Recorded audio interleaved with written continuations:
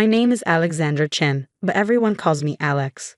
For 3 years, I've worked as a receptionist at AITA Motors, Miami's most prestigious Ferrari dealership. But what my boss, Richard Sterling, never knew was that I was far more than just the woman who answered his phones. The morning everything changed started like any other. I arrived early at 7:30 a.m., the Miami sun already blazing against the gleaming rows of Ferraris worth more than most people's lifetime earnings. The dealership was a stunning piece of architecture, all glassed and sweeping curves, designed to showcase the multimillion-dollar inventory inside. I remember straightening my simple black blazer before unlocking the front doors, the familiar scent of leather and new car interiors greeting me. "Morning, Alex," called out Marco, our head mechanic, as he wheeled a Ferrari F8 Tributo into the service bay. "Any chance of getting those overtime forms processed today? The guys are asking about last month's holiday weekend." I grimaced, thinking of the stack of overtime requests sitting in Richard's inbox. "I'll try again at the morning meeting," I promised. The service team had worked through Memorial Day weekend to handle a special event, but Richard had been too busy to approve their extra pay for 3 weeks straight. What no one at AITA Motors knew, not Richard, not the sales team with their matching Rolexes, not even kind-hearted Marco, was that I had a very personal interest in seeing the dealership run properly. The truth was carefully hidden in layers of holding companies and real estate trusts. I owned the land the dealership sat on, all 5 acres of prime Miami commercial property. It had been my grandfather's last gift to me before he passed away 3 years ago. "Property is power, little one," he told me from his hospital bed, his voice weak but his eyes sharp as ever. "But knowledge, knowing when to reveal your power, that's everything." So I followed his advice. I took the receptionist position at AITA Motors to learn the business from the ground up, watching and waiting. I had an MBA from Wharton and enough family money to never work again. But grandfather had taught me the value of understanding every level of a business. And what I've learned about Richard Sterling over 3 years made my blood boil. The morning meeting started at 9 a.m. sharp in the dealership's glass-walled conference room. Richard swept in last, as usual, his custom Tom Ford suit perfectly pressed. "Let's make this quick," he announced, not bothering to sit down. "Sales numbers for last month were decent, but I know we can do better. Jenkins, your team needs to push the F8s harder. We got too many sitting on the lot."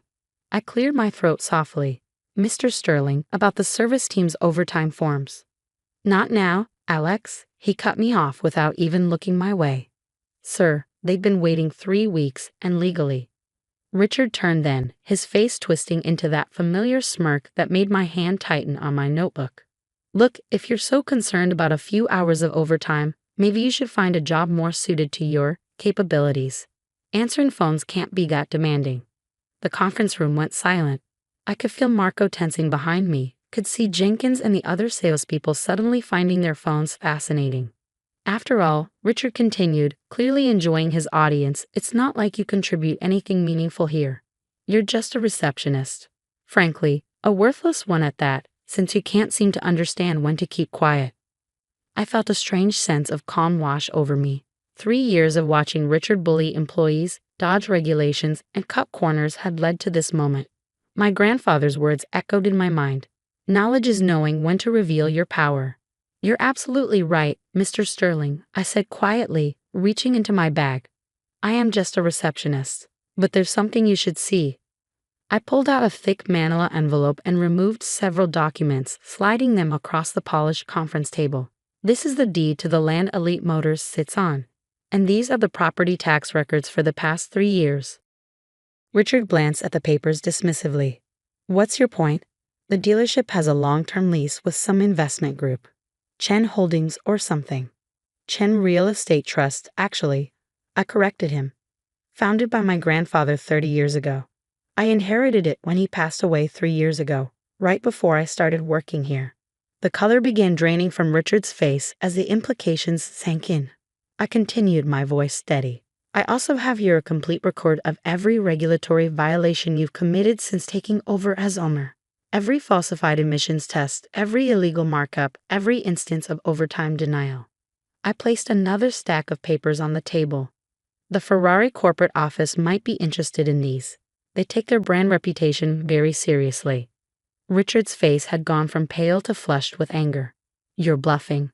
You can't." "I can." I cut him off. "And I will. You see, the lease agreement has some very specific clauses about regulatory compliance and ethical business practices. Clauses you violated repeatedly." I stood up, smoothing my blazer. "You have until Monday morning to resign as owner and transfer your controlling shares to the employee trust I've set up. If you don't, I'll terminate the lease, notify Ferrari Corporate, and contact the Department of Labor about those overtime violations." I'm sure the Miami Herald would love the story too. The conference room erupted in chaos as I walked out. Marco caught up with me at my desk. 3 years, he said, shaking his head in disbelief. "You worked the front desk for 3 years, dealing with his abuse when you owned the whole damn property." I smiled, thinking of my grandfather. I needed to understand the business from every angle, needed to know its true value, its people. I gestured to the overtime forms on my desk. "Speaking of which, let's get these processed. I think you'll find the new ownership much more prompt with payroll." Richard stormed out of the dealership an hour later, his face purple with rage. He tried to take the Ferrari he'd been using as his personal vehicle, but I'd already had Marco change the keys. "The car belongs to the dealership," I called out as he stood fuming in the parking lot. "But don't worry, I called you an Uber. After all, we wouldn't want to be worthless hosts." As his Uber pulled away, I sat down at my reception desk one last time and began composing an email to Ferrari's corporate office. By Monday morning, AITA Motors would have new ownership, new management, and a very different way of doing business. But first, I had some overtime forms to process. The weekend after my confrontation with Richard was anything but quiet. By Friday evening, my phone was already buzzing with calls from Ferrari's corporate office in Italy. I sat in what had been Richard's office, now mine, speaking in fluent Italian to their executives, explaining the situation and my plans for AITA Motors. Ms. Chen, the Ferrari VP of North American Operations, said, switching to English, "We've been concerned about Sterling's management for some time, but had no concrete evidence. You say you have documentation?" "Complete records," I confirmed, looking at the files I'd meticulously gathered over 3 years, including evidence of unauthorized markups on limited edition models, falsified service records, and customer complaints that were buried. There was a pause on the line. "And you've worked as the receptionist?" I smiled, remembering my grandfather's words about learning a business from the ground up. "The best way to understand a company's true operations is from the front desk, sir. You see everything, hear everything, and most importantly, if you're patient, you can document everything." The VP chuckled. "Your grandfather taught you well. Chen Holdings has been a respected name in Asian business circles for decades. We would be very interested in maintaining our relationship with AITA Motors under your leadership." By Sunday night, everything was in motion. Richard, faced with a choice between a graceful exit or legal destruction, had signed over his controlling shares to the employee trust I'd established. His last act was a desperate email to the staff, trying to paint himself as a victim of corporate espionage. I forwarded it to our lawyers without comment. Monday morning, I arrived early as usual, but not to sit at the reception desk. Instead, I gathered the entire staff in the showroom before opening. 60 pairs of eyes watched me as I stood in front of our flagship Ferrari SF90 Stradale. "Many of you have questions," I began, "about what happened Friday and what happens next. Let me be clear. AITA Motors isn't just changing ownership, we're changing how we do business entirely." I gestured to Marco, our head mechanic. "First, all outstanding overtime has been processed. The checks will be in your accounts by noon." A cheer went up from the service team. "Additionally, we're implementing a new profit-sharing program. Every employee, from sales to service to support staff, will now have equity in the dealership's success." Jenkins, our top salesman, raised his hand. "Ms. Chen, Alex, what about our sales targets? The pressure under Mr. Sterling was unsustainable and unethical." I finished. "We're moving to a customer-focused model. No more pushing cars on people who can't afford them. No more hidden fees or markups. Ferrari chose us to represent their brand because of excellence, not exploitation." I could see the tension leaving people's shoulders, replaced by cautious hope. "But make no mistake," I continued, "I expect excellence from every person in this room. We will be the most prestigious, most ethical, and most successful Ferrari dealership in North America. Not by cutting corners, but by doing things right. The next few weeks were a whirlwind of changes. I brought in a consulting team to modernize our systems, implemented a new customer service protocol, and personally reviewed every active sale to ensure it met our new ethical standards. Some customers were surprised to receive refund checks for unauthorized markups, along with VIP invitations to our upcoming client appreciation event. The transformation wasn't without its challenges. 2 salespeople, unable to adapt to our new ethical standards, quit. A few of Richard's old friends in the luxury car world tried to spread rumors about us. But the results spoke for themselves. By the end of the first month, our customer satisfaction scores had skyrocketed. Our service department's efficiency improved by 40% now that they had proper staffing and resources. Sales actually increased. It turned out that treating customers with respect and transparency led to more referrals and repeat business. 6 weeks after the takeover, I was working late in my office when Marco knocked on the door. "Got a minute, boss?" he asked, holding a folder. "Always," I said, gesturing to a chair. "And please, it's still Alex." He sat down, shaking his head with a smile. "Still can't believe you spent 3 years answering phones and filing paperwork when you owned the whole place." "Best education I could have gotten," I replied. "I learned who the real heroes were, like a certain service team that stayed late every weekend to make sure customers' cars were perfect, even when they weren't getting paid overtime." Marco laughed.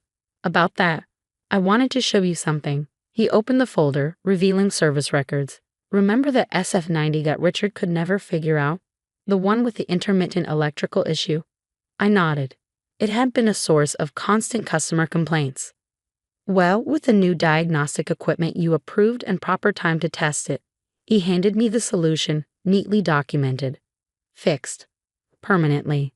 "Excellent work," I said, genuinely impressed. "Make sure the customer gets a detailed report and comp their next service as an apology for the wait." Marco stood to leave, then paused. "You know, the guys in service were talking. Richard used to say we were worthless grease monkeys. Called you worthless too. Funny how the worthless people turned out to be the ones who actually knew how to run this place right." After you left, I walked out to the showroom. The evening sun painted the Ferraris in shades of gold and crimson, their sleek lines reflecting the Miami sunset. On my grandfather's desk, now in my office, sat a framed photo of him standing in front of his first real estate acquisition. He was wearing overalls, having spent the day working alongside his maintenance crew. "Property is power," he'd always said. "But knowledge, knowing when to reveal your power, that's everything." I'd added my own lesson to his wisdom. True power isn't in humiliating others or proving your superiority. It's in building something meaningful, something that lifts everyone up. Elite Motors under Richard had been a monument to one man's ego. Now it was becoming something far more valuable. A business where excellence and ethics went hand in hand. Richard's worthless receptionist had turned out to be the owner he never saw coming. But more importantly, she turned his dealership into the success he could never achieve by valuing the very people he'd dismissed. The next morning, a familiar face appeared in the showroom. Richard's former assistant Lisa, who'd quit months ago after one too many verbal abuse incidents. "I heard things have changed," she said hesitantly. "That it's different now." I smiled, remembering how she'd always been kind to me when I was just the receptionist. "Very different. In fact, we're looking for a new customer relations manager, someone who knows our clients and understands the importance of treating people with respect." Her eyes widened. "Really? But I don't have a fancy degree or—" "You have something better," I cut in. "Experience, integrity, and first-hand knowledge of how not to treat people. When can you start?" As I showed her around her new office, I caught our reflection in the window. 2 women Richard had called worthless, now helping to run one of the most successful Ferrari dealerships in the country. The irony would have been sweet enough on its own. But the real victory wasn't in proving him wrong. The real victory was in proving ourselves right. 3 months after the takeover, Ferrari's corporate office sent a team to evaluate our operations. They spent a week reviewing every aspect of the business, from sales to service to customer satisfaction. Their final report was glowing, with one particular comment that made me smile. Elite Motors represents the perfect fusion of excellence and ethics. Ms. Chen's innovative approach, combining deep operational knowledge with a commitment to employee empowerment and customer satisfaction, sets a new standard for luxury automotive retail. I had the report framed and hung in the break room, right next to our new mission statement. Excellence is not what we do, it's who we are. Richard's name faded from Miami's luxury car scene, but Elite Motors thrived. Our employee trust grew in value month after month, creating wealth not just for the salespeople but for every person who contributed to our success. The once worthless receptionist had turned a toxic workplace into a model of ethical business practice. Sometimes, on quiet evenings after the showroom closes, I still sit at the front desk for a few minutes. It reminds me of those 3 years of watching, learning, and planning. But mostly it reminds me that true worth isn't in titles or power. It's in what you build, how you treat people, and the legacy you create. As for that overtime paperwork that sparked the final confrontation, it's now processed automatically every Friday with bonuses for exceptional service. After all, in a business built on excellence, no contribution is ever worthless. The story of Elite Motors spread through the luxury car world, a cautionary tale about underestimating people and the power of patient, principled leadership. Richard still sometimes drives past the dealership in his leased BMW, seeing his former empire now shining brighter than ever. But he doesn't stop in anymore. After all, his Uber rating isn't quite up to our standards. They say money is the root of all evil, but in my experience, it's just the water that makes buried secrets grow. I'm Diana Chen, 34, and until last month, I was the dutiful daughter who sent half her paycheck home every month to support her parents. Looking back, I should have seen the signs sooner, but love has a way of blinding you to the obvious.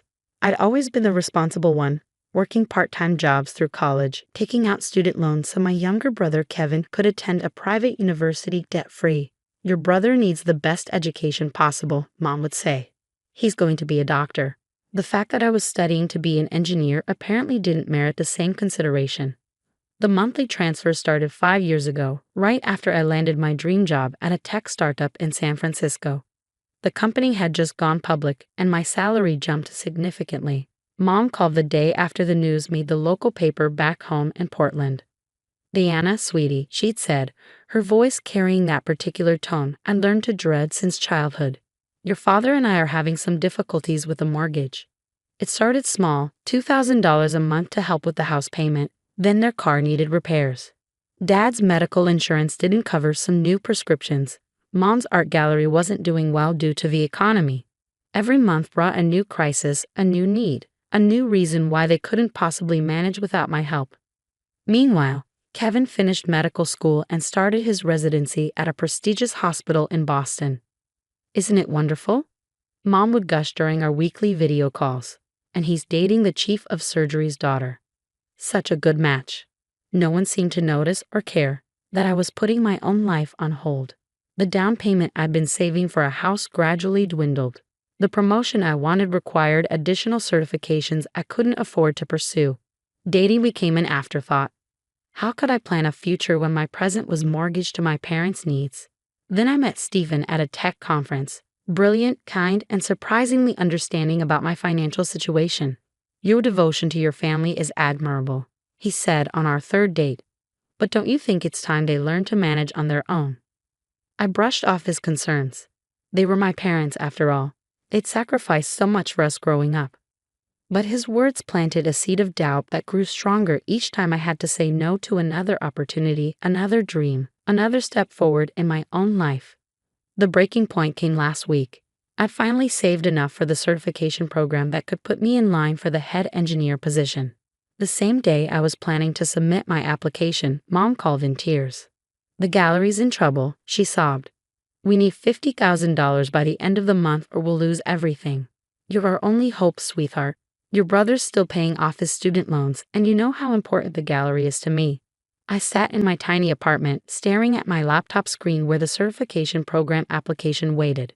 5 years of supporting them had already cost me over $150,000. The $50,000 in my savings was meant to finally be an investment in my own future. I can't, Mom," I said quietly. "Not this time." The silence on the other end was deafening. "Can't? Her voice turned cold. Or won't. After everything we've done for you? We gave up so much to give you and your brother a good life. And this is how you repay us. Mom, I've been sending money home for 5 years. I need to think about my own future too. Your future? She laughed bitterly. What about my future, my gallery? Do you know what people will say if we have to close? What it will do to our standing in the community? How can you be so selfish? The word selfish hit me like a physical blow. How many times had I heard that growing up? Selfish for wanting new school supplies when Kevin needed sports equipment. Selfish for applying to out-of-state colleges when they needed me at home. Selfish for pursuing engineering instead of something more suitable for a girl. I'm not being selfish, I said, my voice stronger than I felt. I'm being realistic. I need to know where all this money is going. You and Dad should be able to manage on your pensions and Social Security. The house is almost paid off. What's really going on? How dare you question us? Mom's voice rose. After everything we've sacrificed. Well, if you're going to be like this, don't bother calling until you've come to your senses, and don't expect us to support your choices anymore. She hung up before I could point out the irony of that last statement. That night, I couldn't sleep. Years of financial statements and excuses swirled in my mind.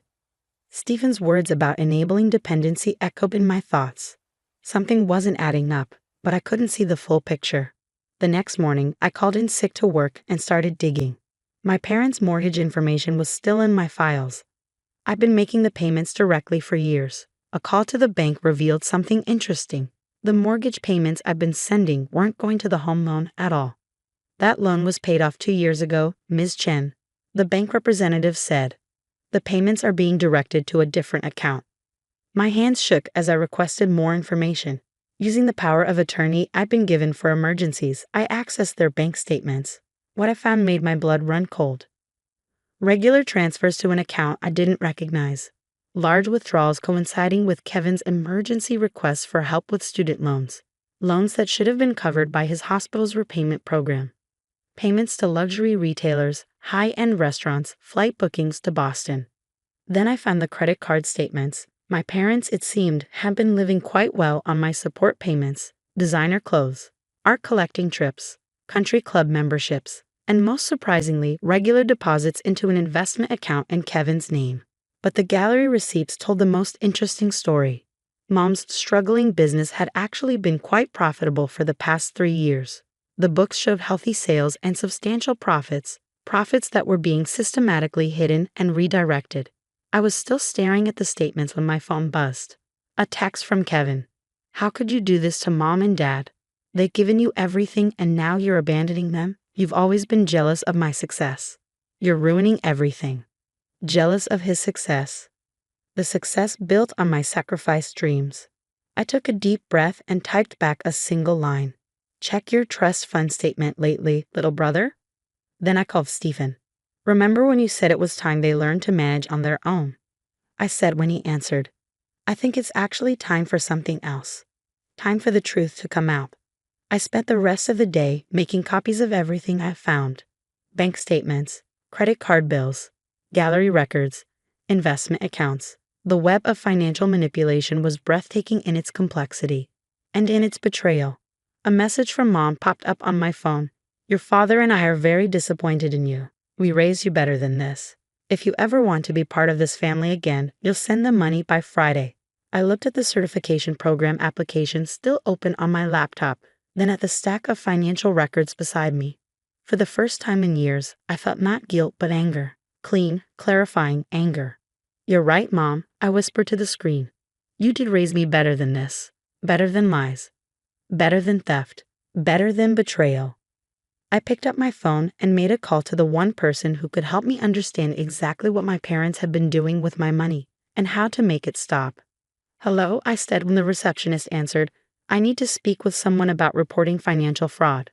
The forensic accountant's office was cool and impersonal, much like the numbers she was showing me on her computer screen. Your parents have been running quite a sophisticated operation, Maria Delgado explained, scrolling through the documents I provided. The gallery was essentially a front for money laundering. Your support payments were being used to create the appearance of legitimate business income, while the actual gallery profits were being hidden to avoid taxes. I gripped the armrests of my chair. And the investment account in my brother's name? A trust fund, built primarily with your money and hidden gallery profits. Current balance just over $800,000. The room seemed to spin. Nearly $1 million while I lived in a tiny apartment and put my life on hold. What are my options? I asked, proud of how steady my voice remained. Maria leaned back in her chair. Given the evidence, you have several. You could report this to the IRS and FBI. This level of financial fraud and tax evasion would interest them greatly. You could pursue civil action to recover your money. Or you could confront your family with the evidence and try to resolve this privately. But given the systematic nature of their deception, I wouldn't recommend that route. My phone buzzed. Another text from Mom. The bank called about you accessing our accounts. How dare you spy on us? Your father is having chest pains from the stress you're causing. I hope you're happy. The familiar guilt rose up, but this time I recognized it for what it was. Another manipulation tool. I want it all, I said to Maria, civil and criminal. They need to face consequences. The next week was a blur of legal meetings and paperwork. I filed complaints with multiple agencies, documented every transaction, every lie, every manipulation. Stephen stayed by my side through all of it, offering support and righteous anger when my resolve wavered. Then came the letter from my parents' lawyer, threatening to sue me for defamation. I recognized the law firm name, the same one that handled Kevin's trust fund. They're bluffing, my lawyer assured me. They know we have documentation for everything. This is just an attempt to scare you into backing down. I wasn't scared anymore. I was furious. The confrontation happened at the gallery during one of Mom's prestigious artists and collectors' evenings. I walked in just as she was finishing her welcome speech to Portland's elite. And of course, she was saying we must support struggling local artists in these difficult economic times. Speaking of support, I said loudly, making her freeze mid-gesture. Let's talk about how you've been supporting my brother's secret trust fund with my money. The elegant crowd turned to stare. Mom's face went pale. Diana, this isn't the time or place. Actually, it's exactly the right time and place. I pulled out copies of the financial records. You've been using this gallery to launder money, using my support payments to create fake income while hiding the real profits. Shall we discuss the tax implications of that? Security, Mom called out, but I noticed none of the staff moved. They've all been served with subpoenas, I informed her. They'll be testifying about the gallery's real income versus what's been reported. Just like the bank records will show where my money really went. Not to your mortgage, which was paid off years ago, but to Kevin's trust fund and your luxury shopping. You ungrateful little, she started, but Dad's hand on her arm stopped her. Diana, he said, his voice carrying that authoritative tone that used to make me crumble. You're making serious accusations. Think very carefully about what you're doing to this family. Family? I laughed. A family doesn't steal from their daughter while privileging their son. A family doesn't manipulate and lie and commit fraud. A family doesn't what? Kevin's voice rang out as he pushed through the crowd. Doesn't take care of their own? Mom and Dad knew I'd need capital to start my own practice. They were just planning for my future. With my money, I turned to face the gathered crowd. Let me tell you all a story about family, about parents who took half their daughter's income for years, claiming poverty while living in luxury. About a brother who knew his trust fund was being built with his sister's sacrificed dreams. About a struggling gallery that's actually been profitable for years, but the profits were being hidden to avoid taxes. Whispers rippled through the crowd. Several prominent collectors began edging toward the door. The IRS and FBI have been notified, I continued. They're very interested in the gallery's creative bookkeeping. And I've filed civil suits to recover every penny that was stolen from me.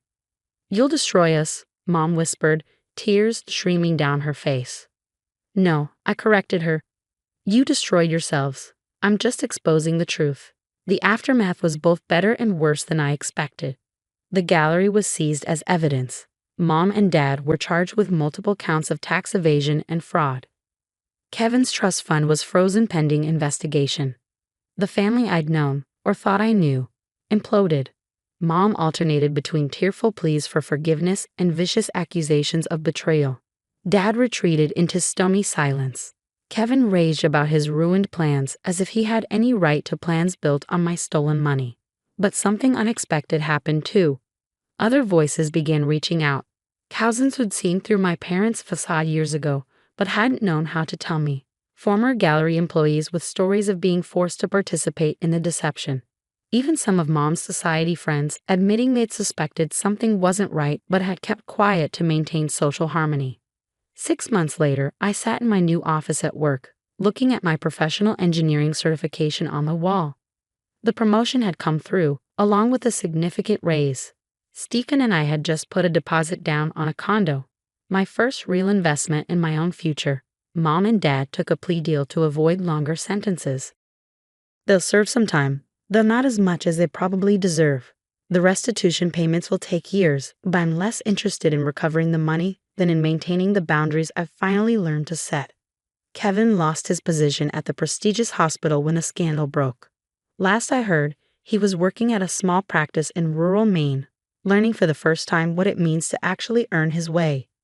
Yesterday, I received a letter from Mom in prison. "I know we hurt you," she wrote, "but we're still family. Someday, when you have children of your own, you'll understand that parents just want what's best for their children." I wrote back one line. "That's exactly why I'll never treat my children the way you treated me." The gallery building is for sale now. I drive past it sometimes, remembering all the lies that were sold there along with the art. The for sale sign seems like a metaphor. Everything has its price, but the true cost isn't always measured in dollars. Stephen suggested we should buy it, turn it into something positive. Maybe a community art space or education center. Transform the scene of the crime, he said with a smile. I'm considering it. There would be a certain poetry in turning a place of deception into a space for truth and growth. But first, I'm focusing on transforming myself. From the dutiful daughter who enabled financial abuse into a woman who knows her worth can't be measured by her bank account. The forensic accountant's final report sits in my desk drawer. Sometimes I take it out and read it, not to relive the pain, but to remind myself that clarity comes at a cost, and some prices are worth paying. They say money is the root of all evil, but I've learned it's really just a mirror, reflecting who we truly are. My parents saw it as a tool for control and manipulation. My brother saw it as his birthright, but I finally learned to see it for what it is, just a resource, neither good nor evil, useful only in service of our true values. Last week, I started a support group for adult children of financially abusive parents. The stories I hear echo my own, the guilt, the manipulation, the slow erosion of self-worth. But there's hope too, in sharing our experiences and learning to set boundaries. Mom's gallery used to have a sign, "Art is truth seen through a lie." How fitting that their biggest lie, their carefully constructed facade of parental sacrifice and family unity, ultimately revealed the hardest truth of all. Sometimes the family you're born into isn't the family you need to become who you're meant to be. I'm building a new family now, one based on honesty and mutual respect. Stephen and I are talking about marriage, about children, about creating the kind of home where love doesn't come with a price tag and support doesn't mean surrender. The money they stole can be replaced. The dreams they delayed can be pursued. But the truth they tried to hide, that's priceless. And it's mine to keep.